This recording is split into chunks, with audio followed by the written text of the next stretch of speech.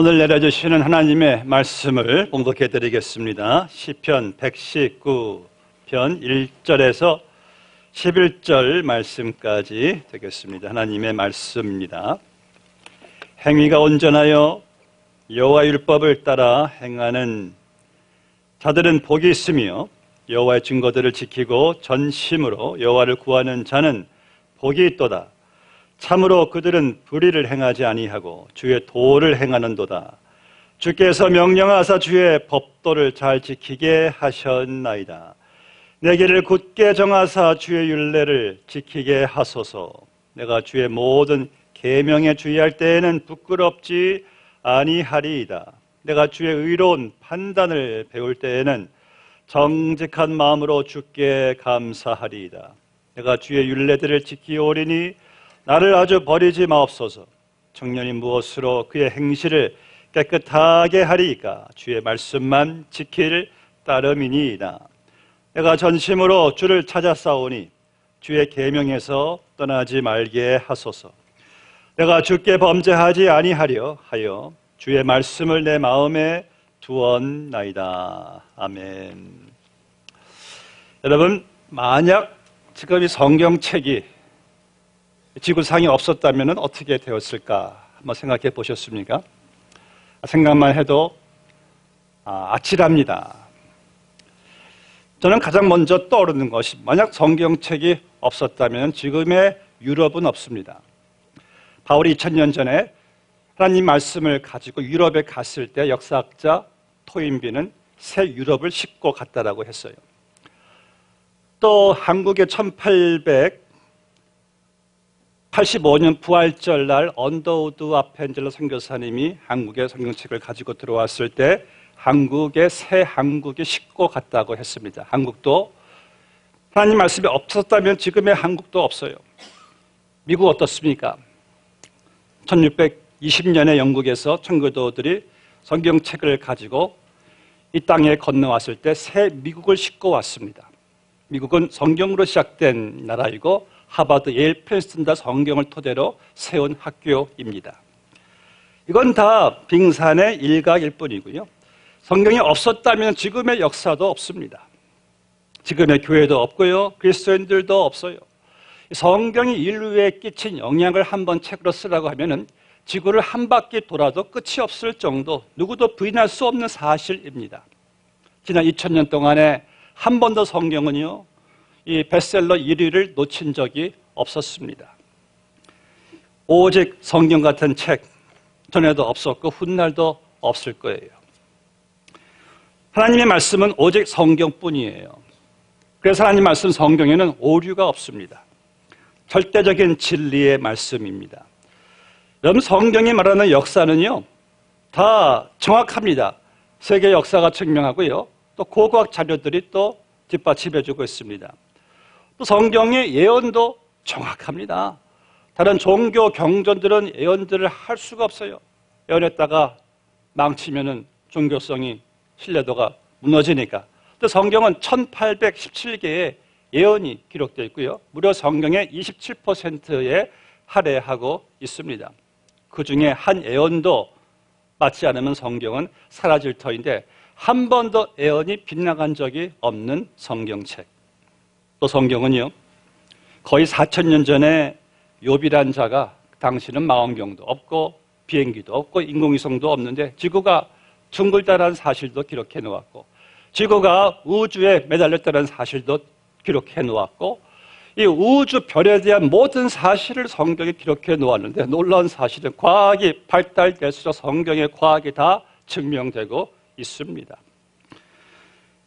그 지난 2000년 동안 성경이 변화시킨 그 많은 사람들, 하늘의 별처럼 많습니다. 바다의 모래들처럼 참 많습니다. 다 셀 수가 없어요. 유명한 아이언사이드 목사님에게 한 도전장이 보내졌습니다. 당시 그 샌프란시스코에 유명했던 무신론자 학자가 한번 붙어보자는 거예요. 당신이 말하는 성경의 하나님이 진짜인지 아닌지 한번 토론회를 갖자는 거예요. 시청 앞에서. 아이언사이드가 도전장을 받아들였습니다. 좋습니다. 대신 조건이 있습니다. 당신이 성경의 하나님을 믿지 않는 당신의 무신론을 믿고 한때 창녀였으나, 한때 마약 중독자였으나, 폭력자였으나 이런 자들이 변화된 사람들 120명을 데리고 오십시오. 그럼 나 또한 성경의 하나님을 믿고 한때 창녀였으나, 한때 도둑이었고 강도였고 마약 도박 중독자였으나 변화된 사람들을 내가 120명을 데리고 오겠습니다. 그날 많은 기자들이 모였습니다. 그리고 아연사 목사님과 함께 하나님 말씀을 통해서 변화받은 많은 수백 명들이 다 그곳에 모였습니다. 그런데 그 무신론자 학자는 코빼기도 보이지 않았습니다. 이 놀라운 성경, 하나님의 말씀, 이 말씀이 자녀인 여러분들에게 주신 이 놀라운 사실, 오늘 시편 119장에서는 다윗이 그 하나님의 말씀인 성경을 노래하고 있습니다. 이 119장은요 제일 큰 긴 장이에요. 무려 176절이나 되는데 매 구절마다 하나님의 말씀을 가리키고 있어요. 본 말씀에서 어디에 보니까요, 복에 대해서 말씀하고 있죠. 복이 있으며 2절에서도 복이 있도다. 누가 복이 있는 사람입니까? 오늘 말씀 보니까 하나님의 증거들, 말씀을 지키고 전심으로 여호와를 구하는 자가 복이 있도다. 하나님을 전심으로 날마다 구하는 자가 복이 있대요. 하나님은요 무작정 복을 내리시는 분이 아니십니다. 하나님을 구하는 자에게 하나님께서 복을 주신대요. 솔직히 우리는요, 내가 원하는 것을 더 많이 구하고 내가 필요한 것을 하나님께 더 많이 구하는데 정작 하나님을 구하는 사람들은 그렇게 많지 않은 것 같습니다. 그래서 오늘날 이러한 그리스도인들을 가리켜서 아플 때 의사 찾아가는 그리스도인들이라고 말을 합니다. 여러분, 우리가 의사를 언제 생각합니까? 몸이 지금 안 좋으면은 의사 얼굴이 떠오르잖아요. 그 의사를 찾아갑니다. 근데 몸이 괜찮으면 의사 얼굴 떠오르지도 않아요. 보고 싶지도 않습니다. 마찬가지로 우리에게 어떠한 어려움, 필요한 일들 생길 때 하나님을 찾고, 그렇지 않을 때는 하나님을 찾지 않는 오늘날의 그리스도인들을 잘 묘사한 것 같습니다. 여러분, 우리가 꼭 어떤 문제나 어려움이 생길 때만 하나님을 구하는 사람들의 영혼은 그렇게 건강하지 않습니다. 건강한 영혼은요, 날마다 전심으로 하나님을 구하는 자예요. 마치 시편 42편에서 사슴이 시냇물을 갈급하듯이 나의 영혼이 하나님을 갈급하나이다. 하나님을 날마다 구하는, 찾는 그 영혼이 건강한 영혼이죠. 여러분들, 날마다 하나님의 말씀을 구해야지만이 내 영혼이 건강하게 성장할 텐데, 오늘날 이 정보 과잉 시대를 살고 있는 우리에겐 더욱 힘든 일이 되어버렸어요. 매일같이 인터넷을 열면은요, 온갖 종류의 정보들이 끝없이 그냥 쏟아지고 있어요. 이런 정보들은요, 성공적이든 아니든 우리의 관심을 끌려하고요, 우리 정신을 분산시키고요, 우리의 눈을 돌리기 위해서 총공세를 그냥 펴고 있어요. 광고, 선전, 입소문, 여러 가지 다양한 해결책들 등이 우리 삶을 그냥 갖가지 정보와 기회와 욕구로 가득 채우고 있어요. 그래서 날마다 우리가 이러한 인터넷상에서 쏟아져 나오는 정보에 그냥 반응하는 것이 우리 삶의 그냥 전부인 것처럼 그렇게 위험이 많다는 사실을 깨닫게 됩니다. 이런 정보 과잉의 삶이 우리로 하여금 하나님의 말씀을 구하는 지속성을 이게 놓치게 만들어요. 하나님의 말씀을 듣는 시간을 다 빼앗아 가 버립니다. 통계상으로 현대인들이 스마트폰을 보는 간격이 15분이라고 합니다. 어쩔 수 없어요. 어떻게 하겠습니까? 그래서 이런 말이 나오잖아요. 하나님은 나의 목자시니가 아니라 스마트폰은 나의 목자시니 내가 부족함이 없으리로다. 문제가 생기면 하나님께 나아가 기도하는 것이 아니라 스마트폰으로 여러분들이 찍고 들어가잖아요. 저는 이렇게 생각해 봅니다. 어쩔 수 없는 현대 문화지만은 우리가 매 15분 간격마다 만약 하나님을 생각할 수가 있다면은 얼마나 참 보기 좋겠다는 생각 한번 해보게 됩니다. 여러분 시편 119편 말씀을 읽어보시면 다윗이 그의 최고의 관심이 이 하나님의 말씀이었다는 사실을 알게 됩니다. 그런 날마다 전심으로 하나님의 말씀을 다윗이 찾았어요. 본문 11절 말씀 보니까 내가 주께 범죄하지 아니하려 하여 주의 말씀을 내 마음에 두었나이다. 지금 우리가 살고 있는 세상은 이 죄의 오염에 둘러싸고 있잖아요.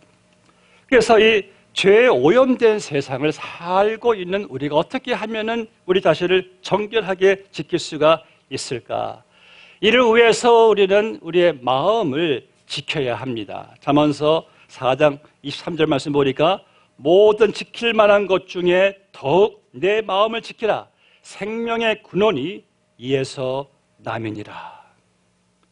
이 마음이 인격적 활동의 중심지라는 거예요. 그래서 여러분들 내 마음을 잘 단속하셔야지만이 내 말과 행동을 바로 잡을 수가 있습니다. 죄를 피할 수가 있어요. 근데 세상의 이 가치관들이요, 내 옛사람의 이 죄성이요, 이 마귀는 계속해서 여러분들의 마음을 지배하려고 합니다. 여러분들의 마음을 그냥 질투와 시기와 그냥 탐욕과 음란과 미움과 증오, 살인 등등으로 우리 마음을 품게 할 거예요. 그래서 여러분들의 마음 상태를 그냥 좌절하게, 아주 그냥 절망하게, 비참하게, 낙심하게 만들려고 할 거예요. 그렇게 함으로써 우리의 마음으로, 우리의 말로, 행동으로 범죄하게 만드는 것이죠. 그래서 다윗이 주께 범죄하지 아니하려 하여 주의 말씀을 내 마음에 두었나이다. 여러분들 우리가 죄에 오염된 세상을 살아갈 때에 범죄하지 않기 위해서는 날마다 주의 말씀을 내 마음속에 두어야 합니다. 간직해야만 하는 거예요. 매일같이 말씀을 읽고 묵상하시고 또 외우기도 하시고, 그렇게 하면서 내 마음을 말씀으로 여러분들이 채울 때 내가 범죄에서 멀어지게 되는 거라고 성경은 말씀하고 있죠. 우리는 종종 마음을 비우세요 라는 말을 합니다. 불교에서 많이 강조하죠. 마음을 비우세요. 똑똑똑똑. 그런데 저도 노력 많이 했어요. 이 마음이라는 것은요, 비우려고 하면 할수록 점점 더 욕심이 많아지는 게 우리 마음이에요. 우리 마음이 얼마나 이게 크냐면은 지구를 다 삼켜도 만족이 안 되잖아요. 아, 내가 저것만 가졌으면 나는 만족할 것이다. 또 가지면 저것도 가졌으면 영영 채워지지 않는 이 마음을 어떻게 비워요? 비울 수가 없습니다. 그래서 기독교는 비우라고 하지 않고 마음을 채우라고 합니다. 주의 말씀을 내 마음에 두었나이다, 채웠나이다. 말씀으로, 예수님으로, 성령으로 마음은 채우는 것이지 여러분들 스스로 뭐 비우는 게 아니에요. 말씀으로, 예수님으로, 성령으로 채워지니까요, 어떤 환경 속에서도요 감사와 기쁨과 만족이 넘치게 되는 거예요. 여기 말씀을 내 마음에 둔다는 것은 마음을 묵상한다는 의미이기도 합니다. 여러분, 말씀을 많이 묵상하면은요 이런 현상이 나타납니다. 이 죄된 생각들이 줄어들어요. 그리고 언어가 달라져요. 얼굴 표정도 달라져요. 매일같이 밀려오는 두려움과 이 염려, 근심도 이 말씀 안에서 사라져요. 그래서 시편 1장에서 복 있는 사람은 주의 말씀을 아침 저녁으로 묵상하는 자라고 말씀하고 있습니다. 본문의 23절부터 보시면 재미있는 말이 나오는데요, 이런 말을 다윗이 합니다. 고관들이 앉아서 나를 비방하였사오니 주의 종은 주의 율례들을 작은 소리로 음조렸나이다. 주의 증거들은 나의 즐거움이요 나의 충고자이니이다. 무슨 말이냐면은 이 다윗도 우리처럼 사람들의 말을 많이 듣습니다. 자기를 비방하는 소리, 자기 힘을 빼는 소리, 자기를 낙심하게 만드는 소리, 자기를 모함하는 소리, 자기를 오해하는 소리, 이런 소리들 다윗이 많이 들었는데 다윗은 본문에 보니까 자기는 그러한 소리들을 생각하지 않고 자기의 생각을 하나님의 말씀에 고정시켰다는 거예요. 왜냐하면 만약 여러분이 우리가 사람들의 하는 말을 깊이 생각하면은 우리 마음이 거기에 동요되고요. 불안하고 낙심되고 긴장될 거예요. 하나님의 말씀을 묵상하면은요. 그 말씀은 진리이고 옳고 거룩하고 아름답기 때문에 하나님의 평강이 우리의 생각을 평강으로 가득 채울 것이기 때문에 또 본문의 24절 말씀 보니까 다윗이 주의 증거들은 나의 즐거움이요 그랬어요. 하나님 말씀 자기 즐거움이래요. 어떤 사람들은 남의 이야기를 참 즐거워합니다. 남들에 관한 소문 듣는 것을 참 좋아해요. 오죽했으면 잠언서에서 남의 말은 꿀 같다고, 꿀이래 배의 꿀, 참 듣고 싶어 하잖아요. 근데 다윗은 말하기를 저들이 남의 이야기를 하고 거짓말을 하는 동안에 나는 하나님의 말씀을 묵상하겠다. 왜냐하면 그것이 나의 즐거움이기 때문에. 여러분, 그래서 우리는 날마다 하나님의 말씀을 읽고 외우고 묵상함으로 마음에 두시기를 바랍니다. 이 세상에 하나님의 말씀 같은 보배와 축복은 없어요. 본문의 45절 말씀에서 하나님의 말씀이 또 보배와 축복인 이유가요. 우리 한번 볼까요? 45절 말씀. 내가 주의 법도들을 구하였사오니 자유롭게 걸어갈 것이오며. 근데 많은 사람들이, 심지어 우리 믿는 사람들도 이렇게 잘못 생각해요. 하나님의 말씀과 내 삶의 자유는 항상 이것은 반대다. 나는 자유를 원하는데 하나님 말씀은 자꾸 나를 이렇게 억압하는 거예요. 이거 하지 말아라. 이거 해라. 그러니까 이게 싫어가지고 하나님 말씀을 자꾸 이렇게 피하려고 한다는 거예요. 그거 잘못된 겁니다. 잘못된 생각이에요. 여러분, 자유가 무엇입니까? 자유는요, 법 안에서 진정한 자유를 누릴 수가 있어요. 법 없는 자유는 자유가 아니라 방종이에요. 만약 내가 할 수 있는 거, 하고 싶은 거 다 할 수가 있다면은, 그저 내 기분과 충동대로 하는 것이 자유라면은 그것은 최악의 형태의 노예 제도예요. 그렇게 되면은요, 큰일 납니다. 그러니까 자유란 것은 내가 원하고 싶은 것을 할 수 있는 특권이 자유가 아니라 어떤 법 안에서 내가 진정한 그 안에서의 그 법의 힘을 통해서 자유를 누리는 것인데, 가장 간단하게 생각해 보세요. 우리가 교통법규를 잘 지키는 것이 우리가 운전을 자유롭게 할 수 있습니까? 안 지키는 것이 자유롭게 할 수가 있겠습니까? 교통법규를 다 어긴다면은 오늘 이 미국 전체가 큰일 납니다. 혼동의 시대로 그냥 떨어져 버릴 거예요. 그런데 교통법규를 잘 지키니까 프리에서도 도로에서도 여러분들이 자유롭게 운전할 수가 있는 거잖아요. 하나님께서 오늘 말씀 보고 다윗은 내가 주의 법도들을, 하나님 말씀을 구하였사오니 자유롭게 걸어갈 수가 있다는 거예요. 하나님의 말씀의 그 법 안에서 여러분들은 최고의 자유의 혜택을 누릴 수가 있는 겁니다. 그 자유를 벗어나니까 우리가 내 죄의, 세상의 어떤 가치관의 탐욕과 이 모든 것들을 내가 거기에 굴레에 매여가지고 억압돼가지고 우리가 이렇게 살아가잖아요. 하나님 말씀 안에서 여러분들이 그 말씀을 내가 읽고 묵상하고 따라 행할 때 그 말씀이 나를 정말 자유롭게 걸어가게 만드는 것을 보게 됩니다. 하나님께서는요, 여러분들을 육체적으로, 정신적으로, 사회적으로, 영적으로 복되게 하시려고, 진정한 자유의 힘을 누리게 하시려고, 이웃에게 복되게 하시려고 하나님께서 우리에게 가장 좋은 법이란 이 성경책을 우리에게 주신 겁니다. 성경책 안에서 여러분들이 하나님 말씀 안에서 이 자유를 진정 내가 누리며 살아갈 수가 있는 것이죠. 여러분들, 우리의 자유를 억압하는 것은요, 끊임없이 여러분들을 노예 삼으려고 하는 내 안에 있는 이 죄성이고 탐욕입니다. 그리고 죄와 세상 염려와 죽음과 옛사람과 본성과 이 마귀가 우리를 계속 억압하죠. 그런데 하나님의 말씀은 그 모든 억압하는 모든 것들을 끊어버리는 진정한 능력의 말씀, 이 안에 참 자유가 있어요. 그래서 자유란 것은 진리와 함께 걸어가는 것이지 진리 없는 자유는 없습니다. 진정 자유를 원하십니까? 진리의 말씀, 이 말씀과 함께 걸어가시기를 주의 이름으로 축복합니다. 여러분들 가전 제품을 구입할 때 항상 따라오는 것이 있잖아요. 설명서가 따라옵니다. 설명서를 보면 가전 제품의 용도를 다 우리가 파악하게 돼요. 이런 생각을 해봐요.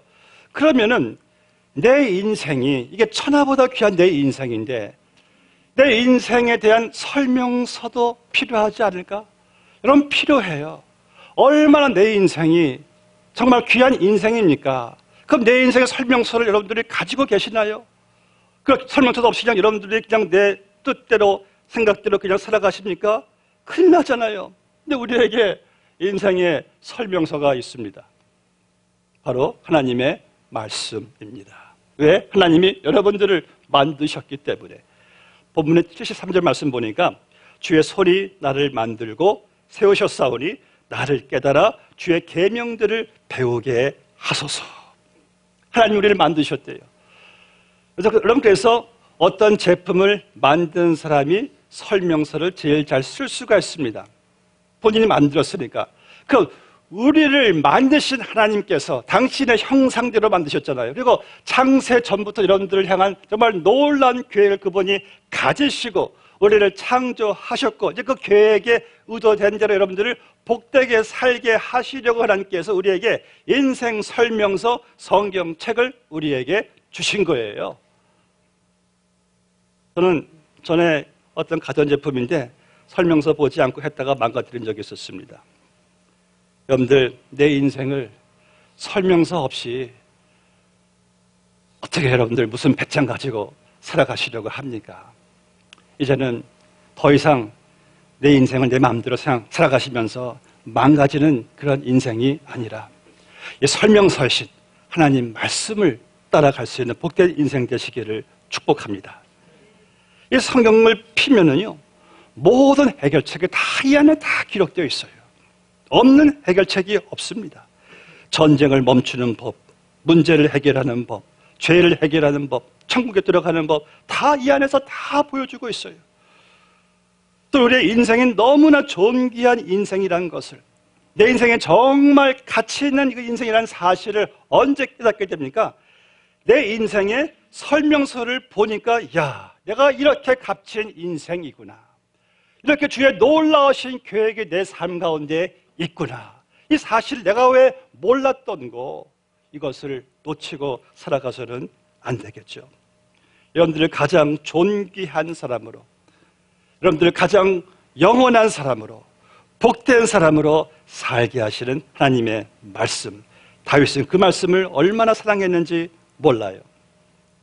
전 여러분들이 이제 이 성경책을 좀 소홀히 여기지 않게 되시기를 주의 이름으로 축복합니다. 내 인생 여러분들이 막 마음대로 만지지 마세요. 마음대로 막 여러분들 어떻게 막 다뤄가려고 하지 마세요. 무섭습니다. 하나님의 계획대로, 설명서대로, 성경대로 살아가시기를 바랍니다.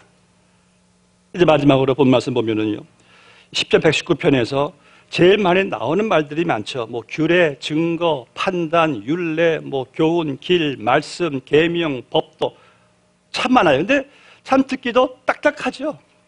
그런데 이 모든 말들은 다 하나님 말씀을 가리키는데, 규례, 증거, 도, 계명 이런 것들은요 다 하나님의 말씀인데, 다윗은 딱딱하게 생각할 수 있는 모든 이 말씀을 다윗은 어떻게 너무나 즐거워했고 행복해했고 만족했던 것을 보게 돼요.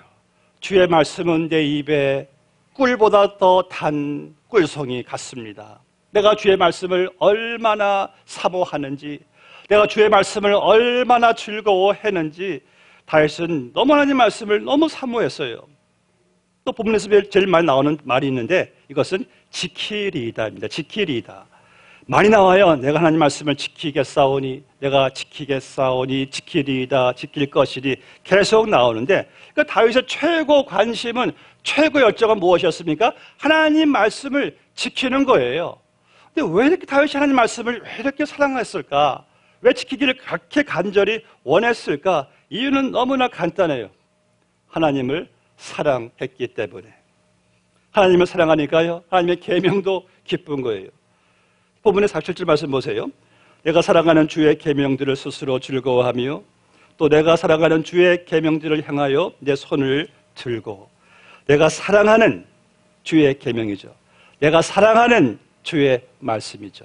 그러니까 계명이 왜 기뻤냐면은 아니 하나님의 계명이니까 자기가 사랑하는 하나님의 계명이니까 그것이 그렇게 다윗에게는 기뻤던 거예요. 여러분 오늘 이 사실을 깨달으셔야 됩니다. 우리가 이것을 놓치는 부분인데 일본의 그 신체적 정신적 장애아들만 관련된 기독교 기관이 있는데요. 거기 어느 목사님이 방문하셨어요. 방문했는데 한 여성도로 보이는데 이분이 그 정신 신체 장애자 그 아이를 목욕시키는데 얼굴에 기쁨이 웃음이 그냥 가득한 거예요. 신기해서 나중에 물어봤습니다. 그 아이 그렇게 목욕시키는데 힘들지 않습니까? 참 수고가 많으시대요. 이분이 하시는 말씀이 처음엔 저도 이게 너무 힘들어가지고 수십 번 이 일을 그만두려고 했습니다. 하루에도 10명 넘는 이 신체 정신 장애자들 목욕시키는 건 너무 힘들었어요. 근데 어느 날 기도하는 중에 그 아이들이 예수님으로 보이기 시작했습니다. 아, 이게 예수님이구나. 그러면서 이제 그때부터 이제 아이를 씻기려고 할 때 이 아이는 예수님이지. 예수님으로 보이기 시작하니까요. 그때부터 그 무거웠던 이 손놀림이 춤을 추기 시작했대요. 얼마나 참 이 일이 기쁜지. 왜냐하면 그 아이가 예수님으로 그 여인에게 보였기 때문에. 여러분들이 계명을 볼 때요. 계명 자체로만 보니까 이거 하라, 하지 말라, 억압 주는 것 같죠? 그런데 내가 사랑하는 예수님께서 하시는 말씀, 사랑의 관계 속에서 그 계명을 보니까요. 계명이 더 이상 짐이 아니더라고요. 예수님 말씀하시기를 너희가 나를 사랑하면은 내 계명을 지킬 것이라. 요한 1서 5장 말씀 보니까 3절에서 하나님을 사랑하는 것이 이것이니 우리가 그 계명을 지키는 것이라. 그의 계명들은 무거운 것이 아니로다. 하나님을 사랑하니까요. 그분이 말씀하시는 계명들이 이게 무거운 것이 아니래요. 가볍대요. 왜? 내가 사랑하는 주님이 말씀하신 거니까.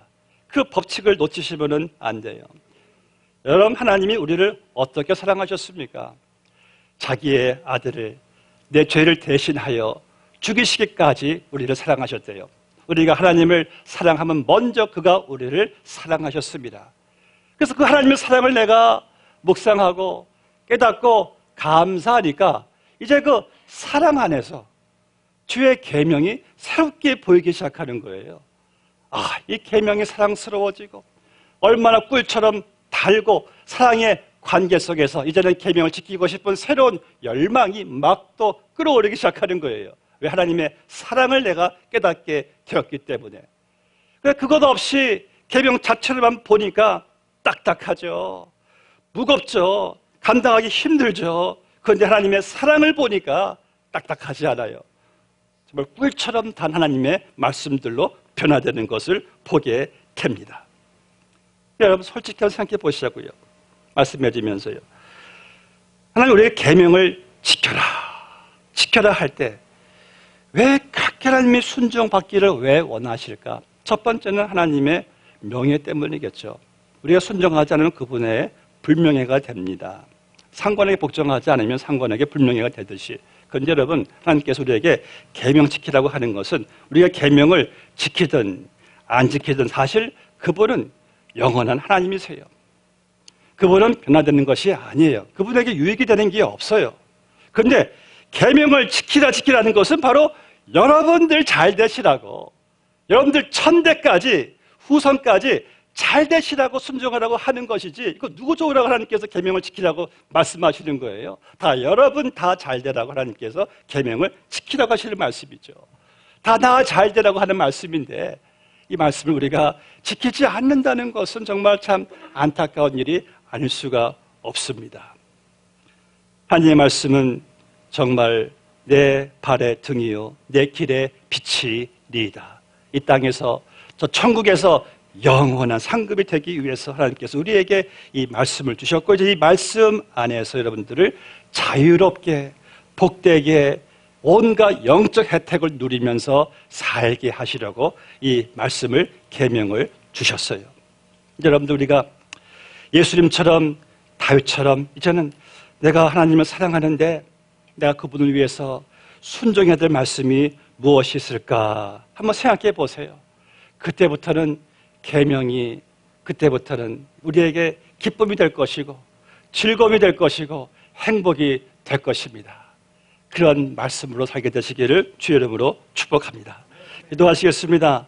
아버지 하나님 감사합니다. 이러한 놀라운 말씀을 우리에게 하나님께서 거저 주셨습니다. 금은보다도 귀한 온 세상을 줘도 바꿀 수 없는 보배로운 말씀을, 우리의 인생 설명서를, 우리를 가장 복되게 하시는 이 말씀을 우리에게 주셨습니다. 주여, 저희들이 하나님을 사랑하오니 이 말씀을 더 사랑하는 우리의 삶 되게 하시고, 이제 매일같이 하나님 말씀을 홀대한 것이 아니라 말씀을 가까이 하고 내게 주시는 말씀을 복되게 여겨 이 말씀을 묵상하고 지켜 행할 수 있는 복된 주의 인생들 다 되게 하여 주시옵소서. 예수님의 이름으로 기도드리옵나이다. 아멘.